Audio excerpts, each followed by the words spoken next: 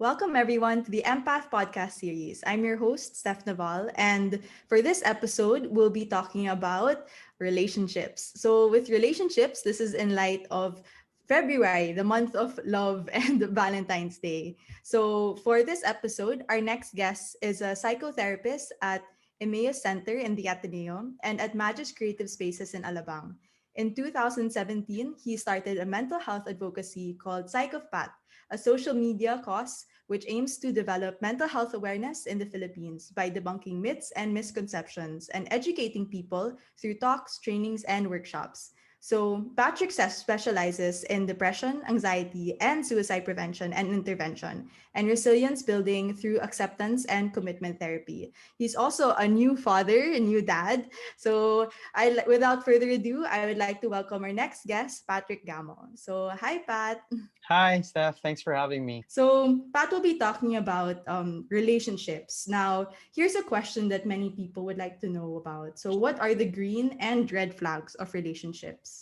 Okay. See, before I get into like the specific green flags and or red flags, I want to talk a little bit about the expertise that I have, and because the expertise in my specific paradigm or framework of therapy kind of informs what the assessment or the description of what a red flag is and a green flag is. So by my therapy is called acceptance and commitment therapy, and there's a lot of research and there are lots of ways that I can explain acceptance and commitment therapy or ACT. But I think for the purposes of this episode or for the purposes of this podcast, um, the best way for me to explain it is that it's a perspective that is heavily influenced by the pragmatism or pragmatic philosophy, or I guess way of looking at life. What that means is we do things or we look at things not based on whether they are aligned with a certain specific moral standard, but rather on what is subjectively practical for the individual. So, with that said, the overarching, I guess, description or the overarching, yeah, well, the overarching description for what a red flag is or what a green flag is, whether or not it's aligned to your own individual sense of what meaningful is or what fulfilling is. So, just to give a practical example, what it means for the pragmatic principle to be applied in this situation or with the question of what a red flag or green flag is, it's whatever a characteristic or whatever a personality presents from another person or from another individual that is not aligned to what your ideal picture of either a relationship or a meaningful life is.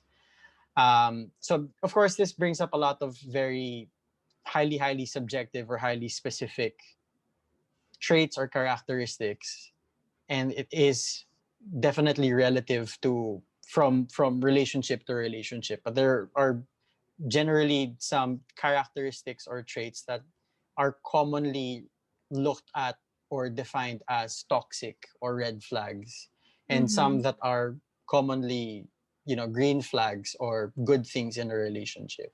Mm-hmm. um so I guess all it boils down to is whether or not the person who you're with contributes to or helps you attain that ideal picture of your own life in terms of what is fulfilling and what is meaningful. So I have a whole list of things that I want to share that might generally be something that's destructive or something that might hinder you from achieving your ideal life in terms of what is meaningful and fulfilling. So things like lack of support, toxic communication, referring to, not being treated with kindness, when your Mm-hmm. relationship is ridden with things like jealousy and resentment or dishonesty, patterns of disrespect, if your partner is highly controlling, Mm-hmm. if they don't really spend their money all that well or all that healthily, when you're constantly stressed out by this person, or if the person ignores your needs, Mm-hmm. um, when the relationship drives you to not take care of yourself because you're highly dependent on another person, that's also considered a red flag.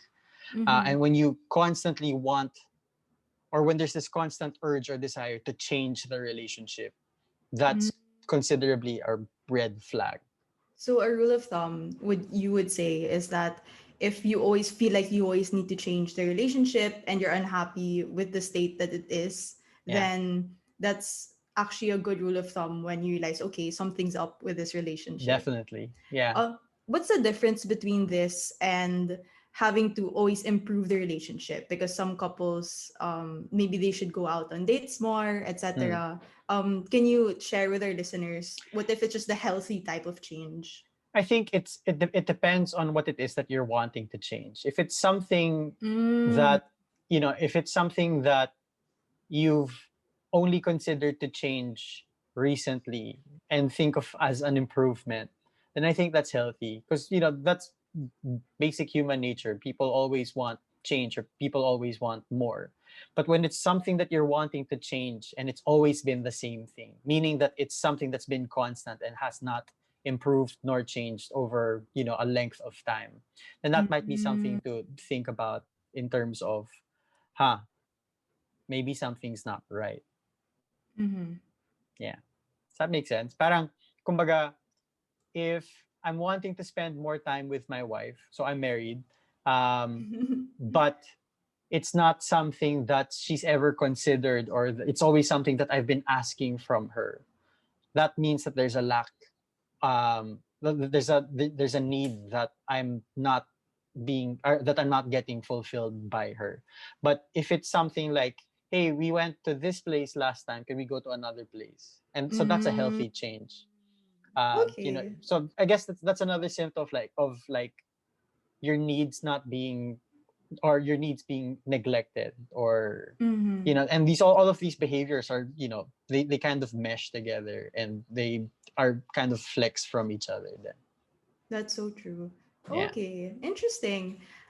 So given these red flags in relationships, some say, okay, well, since we're in the topic of change, we'll try to work something out. Or when do you think is the sweet spot? Or do you have any advice of the sweet spot when it's okay to tap out, or when you still should push forward? Because I know people in certain relationships like that, they just feel like, oh, I'm being selfish, Yeah. or I just need to push, I just need to work hard in the relationship. Do you have any advice for people who Sure. are struggling with this question? Yeah. um Gosh, the smart answer I've learned as I went through my masters is that it always depends. But the principle here again is informed by acceptance and commitment therapy. Mm-hmm. One of the things that the therapy encourages is for people to commit to doing things, or commit to taking action that will make their lives sustainably long term more fulfilling or more meaningful. Mm. um, and that's always aligned with the clarification or the clarity that they have of their own values.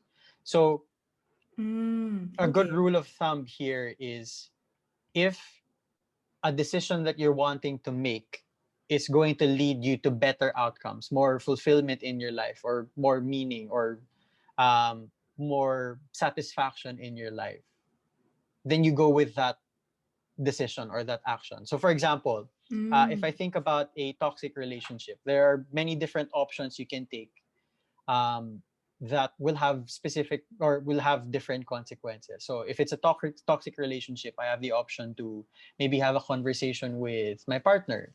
And if knowing my partner and knowing myself, if that conversation will lead to better outcomes for us, meaning we will work on it, we will improve our relationship, we will do things to make it work, then I'll do that. But I also have to make the consideration that that might not go as well as I wanted to, or want it to. And so Mm-hmm. therefore, I might have to consider other options. Is it more meaningful for me, or more fulfilling for me to actually, take care of myself? So it's not about avoidance here, but it's more of aligning yourself towards what it is that you value personally in your life. So if there's something that you're neglecting, for example, if it's self-care and it's more caring of yourself to actually leave, then maybe that's the option that is worth considering more than maybe just trying to hash it out or trying to talk it out um, over and over. That's really interesting. I'm really glad you brought up values in relationship and values as a person. Sometimes some people they focused on chemistry, they focus on all these different things, sometimes even looks. Yeah. But to each its own, I guess. But it's really nice that you're able to bring in values and for you as a person, and you acknowledge that it can be quote unquote subjective for any person because it Yep. would be a different fit. All right. Yeah, thank you so much for that. So, given that we talk about these red flags and we talked about whether they should stay in a relationship or not, can you also discuss some good points or things that would, the green flags that will Mhm. allow us to know that, okay, this is a healthy relationship? Yeah. These are things that I should also strive for in a relationship. Yeah, definitely. So uh, I think to put it the simplest way possible, it's really the opposite or the opposite of the principle. Na parang Mm-hmm. if it's if you're in a relationship that works to bring you closer to your ideal life or your ideal self, and it makes your life more fulfilling or more meaningful, then that's technically what a green flag is. So maybe the opposite of the things that I said earlier, things like if you have a supportive partner, the partner or a partner who tells you or wants you to be better or to be the best version of yourself for you, that's a good indicator of a healthy relationship. Or if the person communicates with you transparently, is open and honest with you, even if in the face of mistakes, if you find yourself secure in that person and the person is secure in you despite anything or any things around the environment that might make an ordinary person jealous, then that's a good sign also. If you don't feel controlled or hampered or hindered by the person just to fulfill his or her needs, if there's very low amounts of resentment between you two for your achievements or your partner's achievements, if you are able to respect each other, and also some very very good behavior, some very practical behaviors also, like if the person is responsible, knows how to take care of himself or herself and also of you in terms of different things, whether it's cooking or cleaning or financial behaviors. If you feel like you're in a safe space also with your partner, then that's generally a good sign. So again, all in all, any characteristic or any trait that signifies to you or that indicates that you're able to reach your goals or reach your ideal self or your ideal life, um, as opposed to being hindered from it, is generally a sign of um, good relational or relationship health. Yeah, that sounds very well said, Pat. Oh, do you want to share any of your, by the way, because Pat mentioned he's married and happily married, Yep. um, and he's actually a new father. So I Yeah. actually met Pat when he was not a father yet, but Yeah. then he's a new dad now. Yay! Yeah. Congratulations on Thank you. that. Thank you. Would you have any experiences that you'd like to share about your relationship with your wife now, and Yeah. also like how you guys work things? Yeah. Sure. So, my wife and I are one of the things that we've established as a common value since the very beginning when we were just boyfriend and girlfriend is that the best thing to really hold to or to really have in any relationship, especially a romantic one, is to be honest with each other. So if you mess up, then you fess up. If you I did not intend for that rhyme, but okay, patented na yan. That's a Patrick Gamo quote. But um, the best thing that you can be is honest. Meaning, if there's something that bothers you, you open up about it. If there's something that you did, you also open up about it. If there's something that you want, you open up about it. So it's an environment that encourages transparency and openness, and everything else kind of just follows. from that, or stems from that. And that principle, I guess, or that shared value comes from a shared history of infidelity. So Chai, my wife, was cheated on by her ex-boyfriend Oh. before me, and also Mm-hmm. my ex-girlfriend Oh my before gosh. her also cheated on me. Oh my Um, gosh. that's yeah, Hello, with each ex-boyfriend and other. girlfriend. I know. What? What do No, you I'm just kidding. That's joke. mean? I'm just joking. No, that's a teleserye right I know, right? there. No, so that's something that we both resolved to really adapt. The parang we don't want things that ever happen, or to get into that, or for ourselves to get into that position ever again. And so, um, yeah, definitely the valuing, or the valuation of honesty, but also there's mutual respect and mutual supportiveness. We have different endeavors. So my wife is a financial educator, not a salesperson, like somebody who teaches people how to manage their money. Ooh, nice. I'm a psychotherapist, and so very varied fields. Yeah. But whenever she has something is that she needs, or is something that is worth celebrating in her field, even if I don't get it, I will celebrate with her. And it's the same Aw. thing also for her, that if I I've had a difficult client, or have a difficult day, or if um, there's something that I'm excited about in terms of work. And so even if she doesn't get it, or even if she's not allowed to know, she's just there to support me through that. Mm-hmm. Um, Other things, so one's like communicativeness, and mutual respect and support, and I guess the centeredness around, or the holding on to the desire to just make things work. So it's a Aw. commitment to not just each other, or not just a commitment to the relationship, but a commitment to ourselves. Na, I mean, individually, na she knows that for her, what makes her life work best is when we're together. And for me, what makes my life work best is when we're together too. And so if that means that I might have to make some compromises or sacrifices in terms of my time, in terms of the things that I find, leisurely enjoyable, and for her also, then we make that work, because we're important to each other, not in like a Aw. codependent kind of way. Uh-huh. Oh my Love. God. I'm getting so That's that's that's good principle for you when you look for a boyfriend. So Oh my gosh. I haven't been as lucky as you, Pat. But hopefully. you will. I know it's about intentionality also. So that may be Ooh. another thing also. It's about you going and getting what you want by being intentional about it. In the beginning also, Chai and I established, or really had this serious conversation about, hey, we're getting older. I'm not looking to just play around and date around, and I know you're not either. So um, she was the one who said this, by the way. No joke. Like, Oh my she might listen gosh. in and say, "No, that's not true. They didn't say that." Yeah. She did. She was the one who initiated that. She's like, "We're not getting older. I'm not looking to just date around. And if we're gonna be together, I want to work on it for for long term, not just because this is fun. Oh, I mean, yeah. it is fun, but it's also looking beyond that. So, okay, then for the people listening in, if you want to be, or you want to have something long lasting, you work on it as if it is long lasting. So, yeah, Mm-hmm. Oh, thank you so much, Pat.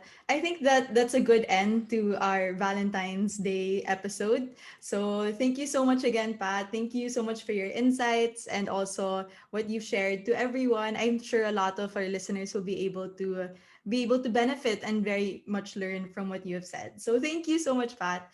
sure. So Thank you also. yes, you're very welcome. Do you have any last minute shout outs or that you'd want to say or like if you want to plug in Sure. your social media? Okay. No, it's I'd like to shout out, I guess, to my wife and my child who are right now in the Oh. other room. If you're looking to, well, if you're looking for more psychoeducation, you've come to empath, the right place for it. If you wanna talk to me, or shout out to me and reach out to me, you can also follow me on Facebook and Instagram. Oh, on Instagram, it's at psych.of.pat. On Facebook, it's just at, or actually walang at. It's psych of pat. So facebook.com/psych of pat. And then follow also my wife. She's a financial Oh, educator and also a vlogger. It's financial coach Chai. Hold on. he's Facebook.com searching for it now. slash yes, financial coach Chai. Yes. It is. Yeah, that's right. So it's one word, financial coach Chai. She comes out with vlogs. Siyempre, she's my wife. I'm gonna plug her. Yeah, Uh, of course. yeah, her socials. I mean, yeah, just cut the entendre. Yeah. So some very good tips on money. Like I said earlier, one of the best ways to look at is like look for green flags is if the person has good practical habits. So like money habits. Mm, And the best way to mhm. do that is to get the person to watch her vlogs. Yes, Well, yes. I love the plug. Sige, of thank you course. so much, Yeah. Pat.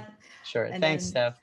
Hey there, it's Steph Naval. If you're interested on leveling up your mental health and overall well-being, please follow our podcast to get free psychoeducational content. See you again in the next episode, and let's continue to advocate mental health care access for all.